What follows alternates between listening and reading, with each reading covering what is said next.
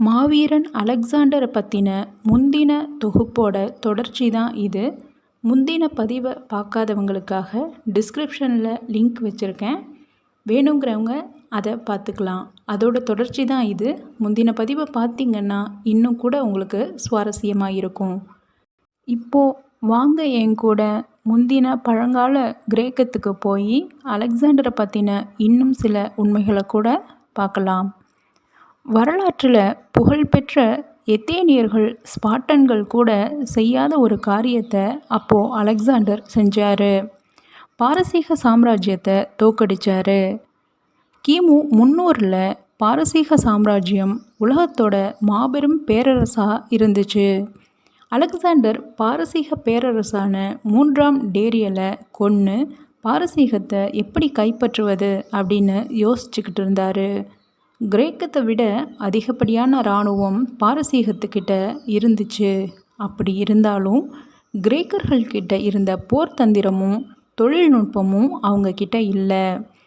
Alexander பாரசீகர்களை 3 முக்கியமான போர்களில் வெற்றி கொண்டார். கிரேனக்கஸ் நதி என்னும் பகுதியை கிமு 334லையும், இசஸ் என்ற இடத்தை கிமு 333லையும், ககமேலா அப்படிங்கிற பகுதியை கிமு 331லையும் கைப்பற்றினார். துருக்கிக்கு தெற்கே உள்ள இசஸ் பகுதியில் பாரசீக படைகள் தோற்கடிக்கப்பட்ட போது டேரியல் நகரத்தை விட்டு வெளியேறினார். தன்னோட மகன் ஒளிஞ்சுக்கிட்டதை எண்ணி அவரோட தாயார் சிசிகாம்பில் ஏமாற்றம் அடைஞ்சாங்க. ஆனால் விரைவில் அவங்க அலெக்சாண்டரை சந்தித்தாங்க. அலெக்சாண்டரோட ஒளிமயமான முகத்தையும் அவரோட தைரியத்தையும் கண்ட சிசிகாம்பில் அவரை தன்னோட மகனாக ஏற்றுக்கிட்டாங்க. ககமேலா போரில் அலெக்சாண்டர் வென்ற போதும் டேரியல் அங்கேருந்து தப்பிச்சிட்டாரு. இதனால் அலெக்சாண்டருக்கு அவரை எப்படியாவது பிடிச்சே தீரணும் அப்படின்னு ஒரு வெறி வந்துச்சு. அதுக்காக இப்போ இருக்கிற ஈரான், ஈராக் அப்படின்னு அழைக்கப்படுகின்ற நாடுகளில் எல்லாம் அவரை தேடி அலைஞ்சார். டேரியலை தேடி அலெக்சாண்டர் எகிப்து வழியாக பயணம் செஞ்சார். அங்கே பறக்கிற காக்கைகள் தன்னை எதிரிகிட்ட அழைத்து செல்வதாக அவர் நம்பினார். ஆனால் ஏற்கனவே டேரியலை வேறு ஒருத்தர் கொன்னுட்டது அப்புறம்தான் அலெக்சாண்டருக்கு தெரிய வந்துச்சு. தன்னால் டேரியலை கொல்ல முடியலை அப்படின்னாலும் டேரியலை கொன்னவரை கொன்று தன்னோட பழியை தீர்த்துக்கிட்டாரு. அதனால் அவர் யாருக்குமே அனுதாபம் காட்டுறவர் இல்லை அப்படிங்கிறது இந்த சூழ்நிலையிலேருந்து நாம் தெரிஞ்சுக்கலாம். கிமு 326 அலெக்சாண்டரோட படைகள் இறுதியாக வந்த இடம் இந்தியா. இதுவே அலெக்சாண்டர் படையெடுத்து வந்த கடைசி நாடும் கூட. அலெக்சாண்டரோட மரணம் சம்பவித்த இடமும் இங்கே தான். உலகத்தோட கடைசி நாடு அவரை பொறுத்த வரைக்கும் இந்தியா. இந்தியா வரைக்கும் உள்ள அனைத்து நாடுகளையும் கைப்பற்றிட்டா உலகத்தையே கைப்பற்றினதா அர்த்தம் அப்படின்னு கிரேக்கர்கள் நம்பினாங்க. அலெக்சாண்டர் அவரோட படையை விட 5 மடங்கு பெரிய படையுடைய போரஸ் மன்னரை தோற்கடித்தார்.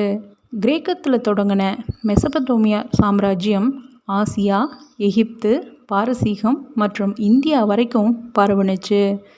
அது மொத்தமாக 2 மைல் சதுர கிலோமீட்டருக்கும் அதிகம் அப்படின்னு சொல்லப்படுது.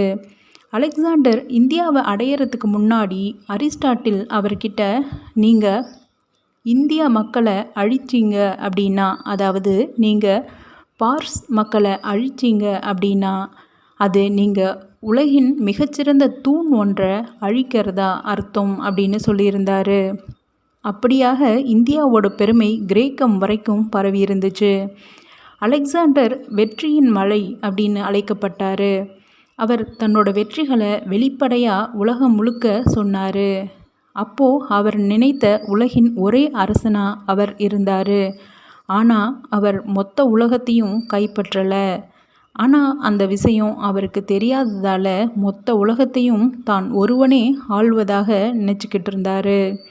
25 நாடுகளை கைப்பற்றின அலெக்சாண்டர் சின்ன பணக்காரராக இருப்பாருன்னு நீங்கள் எதிர்பார்க்கலாம். உண்மையில் அவர் கொஞ்சம் பணக்காரர் இல்லை. இந்த பூமியில் உள்ள எந்த மனிதனை விடவும் 1000 மடங்கு பெரிய பணக்காரராக அவர் இருந்தார். அலெக்சாண்டர் போர் மூலம் மட்டுமே 1,70,00,000 பவுண்டுகள் வெள்ளிகளை சேர்த்திருந்தார். இந்தியாவில் ஒரு நாய்க்காக 95 பவுண்டுகள் வெள்ளியை அவர் செலவு செஞ்சார்.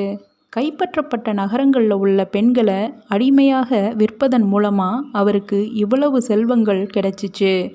கிமு 335 30,000 கிரேக்க கைதிகளை 25 டன் வெள்ளிக்கு அலெக்சாண்டர் ஏலத்துக்கு எடுத்தார்.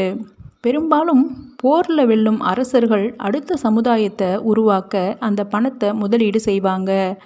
ஆனால் அலெக்சாண்டர் அதிகபட்சமான சொத்துக்களை தனக்காக சேர்த்து வச்சார். சில கேவலமான முறையில் அலெக்சாண்டர் பொருள் ஈட்டினார்.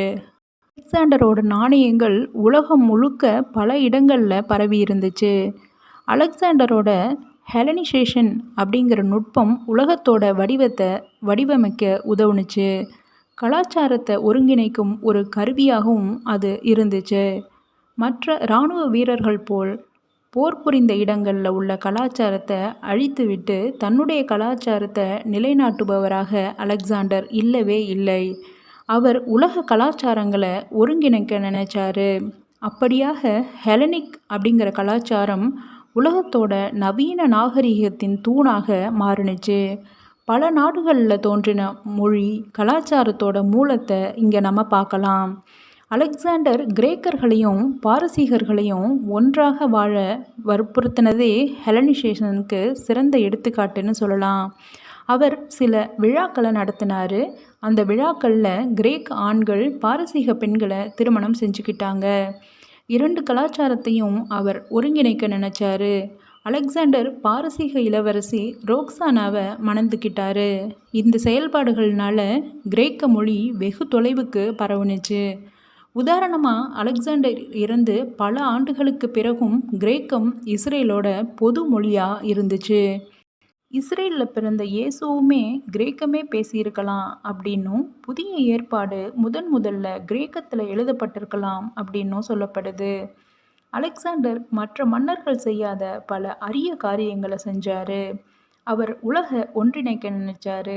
தன் தேசமெங்கும் வர்த்தக வழிகளை உருவாக்கினார். அதே போல் தகவல் தொழில்நுட்பத்திற்கும் வழி செஞ்சார். அலெக்சாண்டரோட மகத்துவம் அவர் இறந்த அப்புறம்தான் உலகம் முழுவதுக்கும் சென்றடைஞ்சிச்சு.